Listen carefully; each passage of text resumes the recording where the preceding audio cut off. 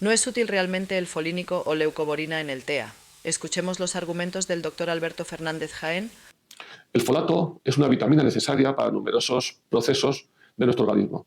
No debemos confundirlo con el folínico, que es la forma reducida del folato, que no está presente en los alimentos.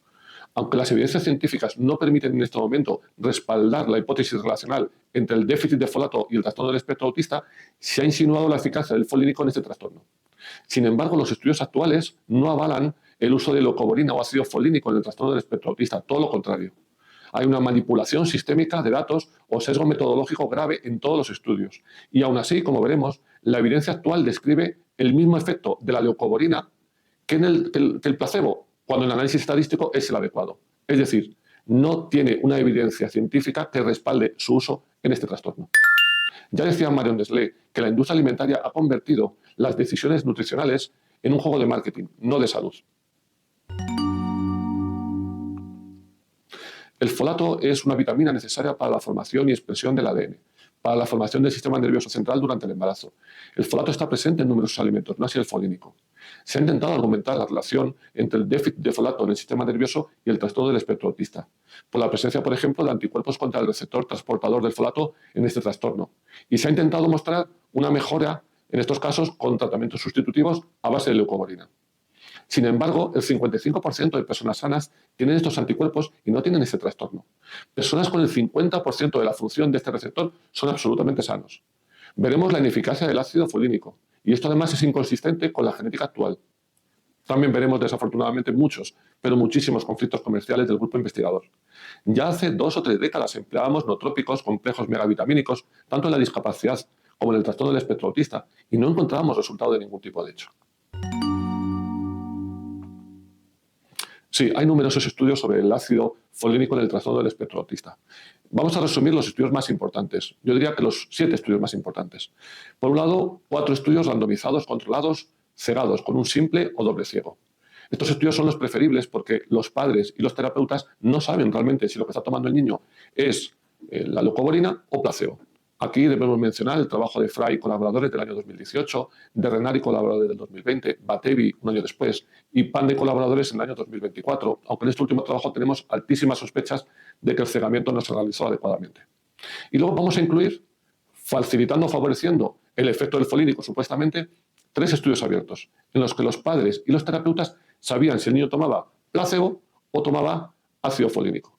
Aquí vamos a incluir el estudio de Fry y colaboradores del 2012, de Wong y colaboradores del 2024 o de Zhang y colaboradores del 2025. Estos estudios tenían una media de 50 pacientes tratados por estudio, a los que se les ponía ácido folínico o leucoborina durante 12 o 24 semanas, es decir, 3 o 6 meses. El 60% de estos estudios tenían intereses económicos. Los doctores Sequeira y Cuadros, que venden una patente para estudiar los anticuerpos contra el receptor del folato, estos autores estaban presentes en 4 trabajos, en los 2 de Fry y colaboradores, en el trabajo de Renard del 2020 y en el trabajo de Zhang y colaboradores del 2025. La media de variables estudiadas era de 12, pero algunos estudios habían analizado entre 4 y 8 escalas y entre 16 y 38 subdominios. Por ejemplo, el estudio de Fry del 2018 o el de Zhang del 2025 es llamativo en este sentido. Sin ninguna jerarquía, buscando casi al azar si alguna de estas variables iba a ser significativa en la rama terapéutica.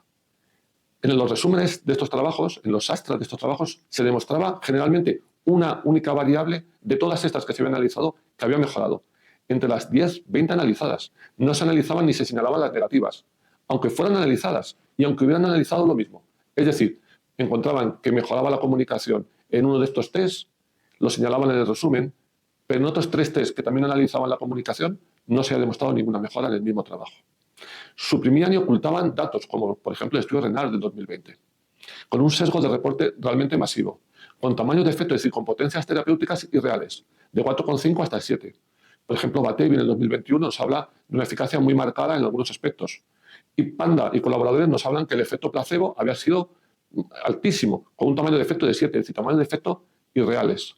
Con un p-hacking sospechado en el 86% de los trabajos. ¿Qué es un p-hacking? Es hackear, es piratear, es buscar de forma pirata que había sido significativo entre todas estas variables. A pesar de que el número medio de variables analizadas había sido de 12, en ninguno de los trabajos se había hecho un análisis por comparaciones múltiples con corrección, que es absolutamente necesario en este tipo de estudios. Cuando nosotros al analizar estos 7 trabajos utilizamos esta corrección, utilizamos este análisis de comparaciones múltiples con corrección, todos los efectos terapéuticos desaparecían de todo tipo de trabajos, tanto los cegados como los no cegados.